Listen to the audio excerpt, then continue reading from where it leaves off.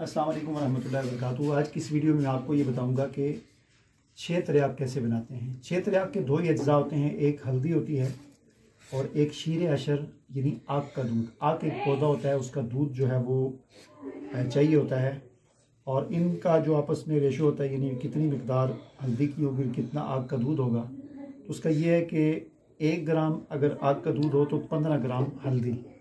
इस मिकदार में इनको आपस में मिक्स किया जाता है और मिक्स करने के बाद फिर जो है वो थोड़ा सा मिक्स किया जाता है, खरल किया जाता है और उसके बाद इसको थोड़ा सा आग पे पकाना होता है।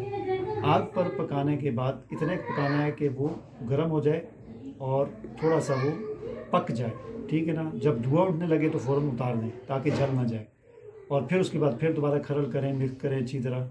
तो ये इस तरह 6 तिरयाग जो है ये तैयार हो जाता है। बहुत सारे बीमारियों में इसका इस्तेमाल होता है। ख़ास तौर पर मैं तो बना रहा हूँ बड़ी आंत का ज़ख़म जो होता है, अल्सर वगैरह, ठीक है, उसके लिए मैं बना रहा हूँ। तो ये मेरे पास 300 ग्राम हल्दी है, तो 300 ग्राम में जो है मैंने 20 ग्राम जो है वो आग का दूध डालना है, ठीक है। तो हल्दी का मैंने वज़न किया हुआ है, मैं आपको दिखा देता हूँ।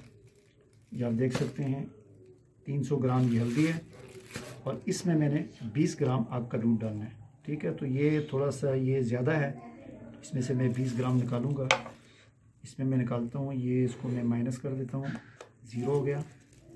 अब इसमें मैंने 20 ग्राम ये आग का दूध जो है वो शामिल करना है।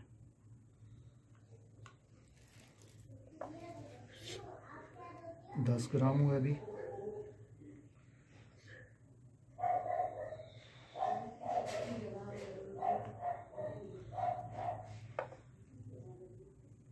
सोलह ग्राम। ढक्कन तो मेरे हाल में भर गया, तो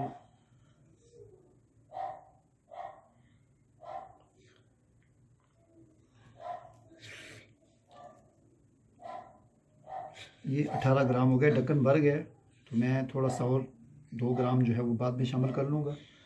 अब इसको हमने करना ये है कि थोड़ी सी हम इसमें हल्दी डालेंगे,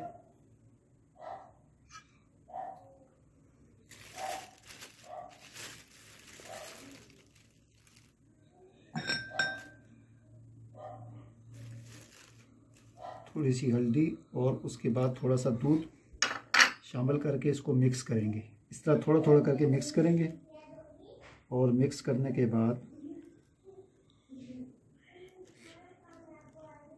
इसको पकाना है, थोड़ा सा हल्का सा पकाना है तवे पे या किसी बर्तन में आग पे रखना है, गर्म हो जाए और जब धुआं उठने लगे तो उससे पहले ही आपने इसको उतार के फिर दोबारा अच्छी तरह खरल करना है, तो ये तैयार हो जाएगा, ठीक है।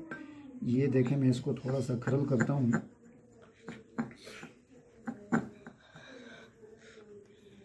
खरल जो है वो अच्छी तरह करना है ताकि ये अच्छी तरह मिक्स हो जाए और ज़ाहिर है ये इसमें थोड़े गोले से बन जाते हैं, वो दूध इकट्ठा हो जाता है, तो उसको इस तरह मिक्स करना है कि सारी हल्दी के अंदर मिक्स हो जाए, ठीक है। मेरे ख्याल में बेहतर ये है कि आप इस तरह खरल करें एक दफ़ा अच्छी तरह, फिर उसके बाद इसको अगर आप ग्राइंड कर दें तो उस मशीन जो है उसको अच्छी तरह खरल कर देगी। फिर इसको थोड़ा सा पकाएं, गर्म करें और फिर उतार कर फिर एक दफ़ा ग्राइंड करें तो वो अच्छी तरह मिक्स हो जाएगा, ठीक है। तो हाथ से तो करना बड़ा मुश्किल है ज़्यादा, वो फिर भी गोले जो है वो एक जगह पर रह जाते हैं, ठीक है।